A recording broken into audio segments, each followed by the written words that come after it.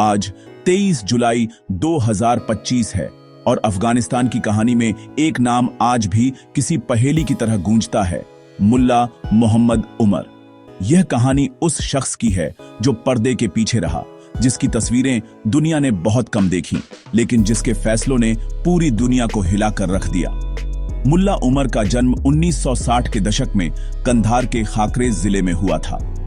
उसका परिवार धार्मिक विद्वानों का था, इसलिए बचपन से ही उसे मदरसे की तालीम मिली। यह वो दौर था जब अफगानिस्तान में शांति थी, लेकिन आने वाले तूफान का किसी को अंदाजा नहीं था।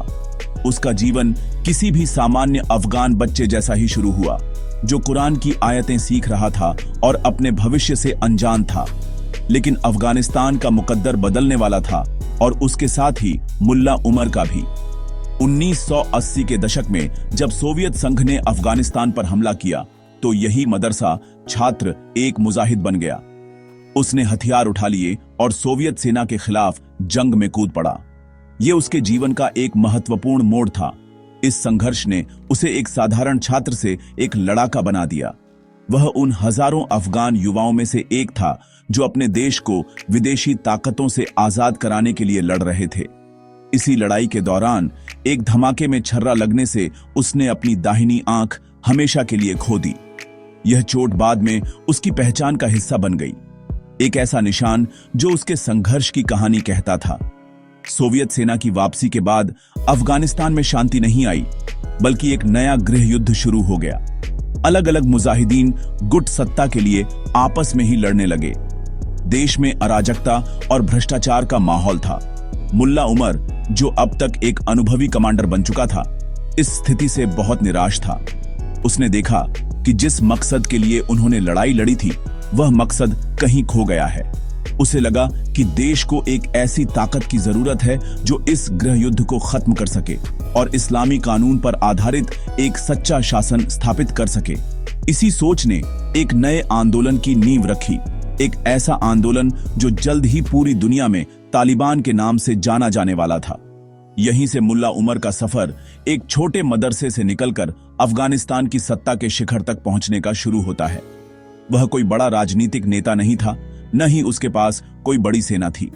उसके पास बस कुछ मदरसे के छात्र और एक विचार था, अफगानिस्तान में शरिया कानून लागू करना।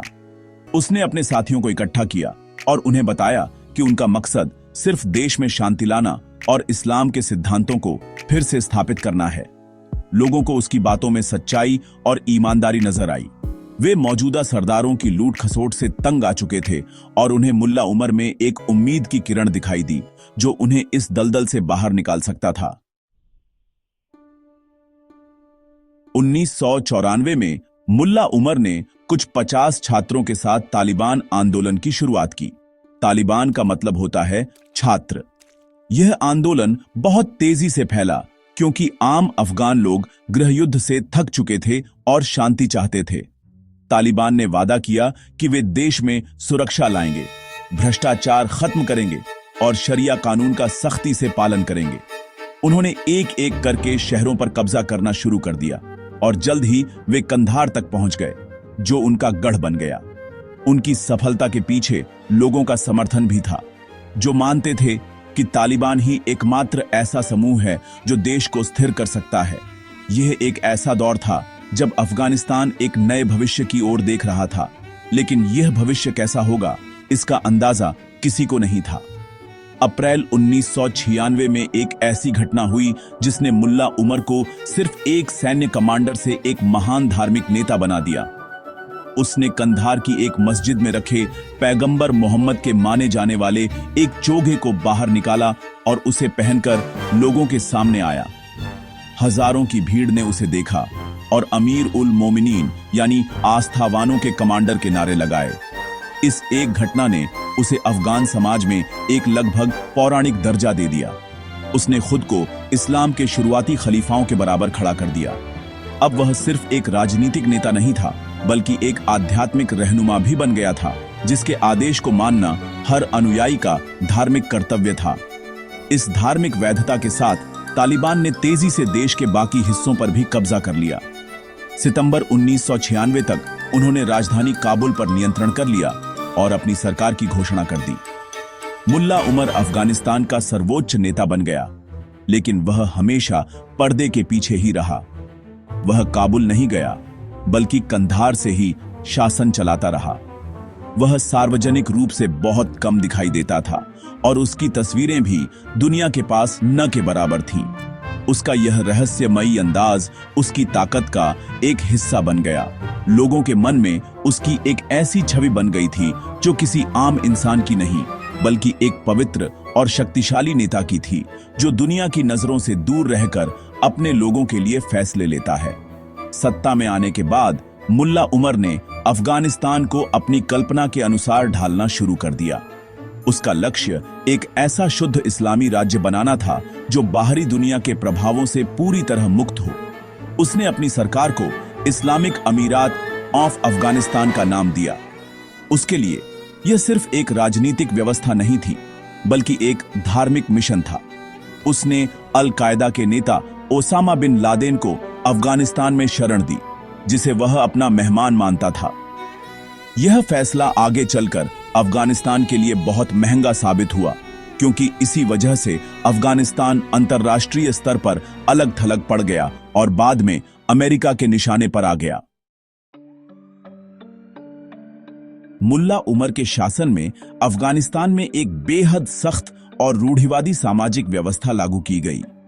तालिबान ने शरिया कानून की अपनी व्याख्या को सख्ती से लागू किया, जिसने लोगों के जीवन के हर पहलू को प्रभावित किया।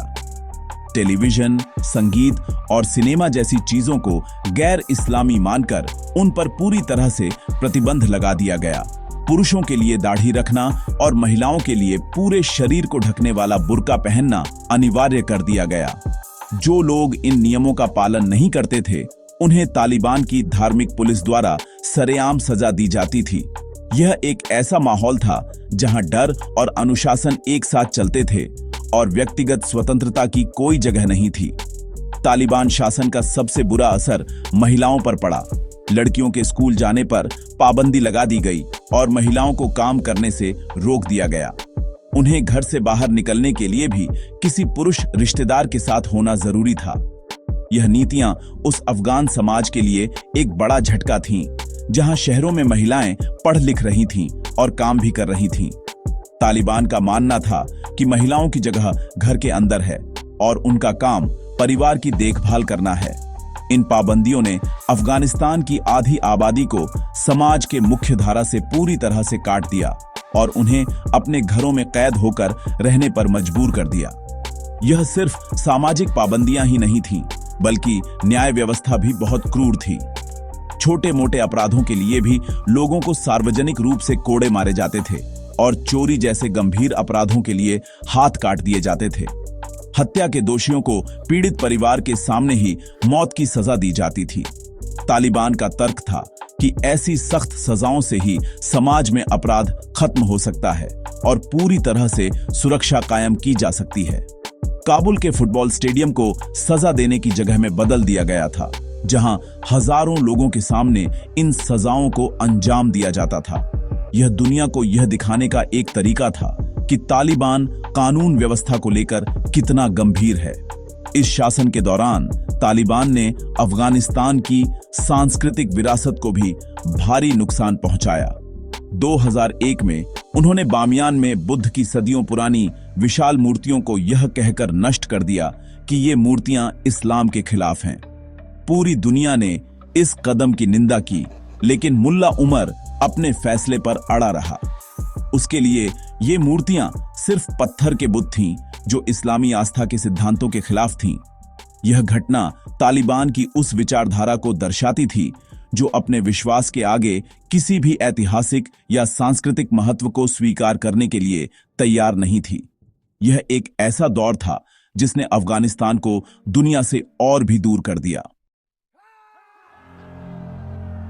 2001 में अमेरिका पर हुए 9/11 के हमलों के बाद सब कुछ बदल गया। अमेरिका ने ओसामा बिन लादेन को सौंपने की मांग की, लेकिन मुल्ला उमर ने अपने मेहमान को सौंपने से इनकार कर दिया। इसके जवाब में अमेरिका ने अफगानिस्तान पर हमला कर दिया। कुछ ही हफ्तों में तालिबान का शासन खत्म हो गया। मुल्ला उमर कंधार से भाग निकला कहा जाता है कि वह एक साधारण सफेद टोयोटा कोरोला कार में बैठकर भागा और अपने गृह प्रांत जाबुल की पहाड़ियों में छिप गया। इसके बाद वह लगभग पूरी तरह से गायब हो गया। अमेरिकी सेना ने उस पर करोड़ों डॉलर का इनाम रखा, लेकिन सालों तक उसका कोई सुराग नहीं मिला। उसका रहस्यमयी जीवन और भी गहरा हो गया। अगले कई सालों तक मुल्ला उमर एक भूत की तरह रहा। अमेरिकी और अफगान अधिकारियों का मानना था कि वह पाकिस्तान में छिपा है, लेकिन बाद में एक डच पत्रकार की रिसर्च से पता चला कि वह कभी अफगानिस्तान से बाहर गया ही नहीं था। वह जाबुल प्रांत में एक अमेरिकी सैन्य अड्डे से कुछ ही किलोमीटर की दूरी पर एक छोटे से गुप्त घर में रहता था। उसने अपने आंदोलन का नेतृत्व वहीं से जारी रखा, लेकिन बहुत ही गुप्त तरीके से। वह किसी भी तरह की इलेक्ट्रॉनिक डिवाइस का इस्तेमाल नहीं करता था ताकि उसे ट्रैक न किया जा सके। उसके संदेश हाथ से लिखे जाते थे और उसके भरोसेमंद दूतों के जरिए कमांडरों तक पहुंचाए जाते थे। उसका यह छिपा हुआ जीवन उसकी किंवदंती को और मजबूत करता गया। अप्रैल 2013 में बीमारी के कारण मुल्ला उमर की मृत्यु हो गई, लेकिन तालिबान ने इस खबर को 2 साल से भी ज्यादा समय तक दुनिया से छिपा कर रखा। वे उसके नाम पर बयान जारी करते रहे ताकि उनके लड़ाकों का मनोबल बना रहे और आंदोलन में कोई फूट न पड़े। यह दिखाता है कि मुल्ला उमर का नाम तालिबान के लिए कितना महत्वपूर्ण था। वह सिर्फ एक नेता नहीं, बल्कि एकता का प्रतीक था। 2015 में जब उसकी मौत की खबर की पुष्टि हुई तो यह तालिबान के लिए एक बड़ा झटका था। उसकी मौत के बाद उसके बेटे मुल्ला याकूब ने पुष्टि की कि उसके पिता की मृत्यु अफगानिस्तान में ही हुई थी और उन्हें वहीं दफनाया गया था। उसकी कब्र को भी सालों तक गुप्त रखा गया। आज मुल्ला उमर की मौत के कई साल बाद भी उसकी विरासत तालिबान और अफगानिस्तान की राजनीति में जीवित है। तालिबान के लिए वह प्रतिरोध, पवित्रता और अटूट विश्वास का प्रतीक है। जब 2021 में तालिबान ने दोबारा सत्ता हासिल की तो उसके नेताओं ने मुल्ला उमर के आदर्शों पर चलने का वादा किया।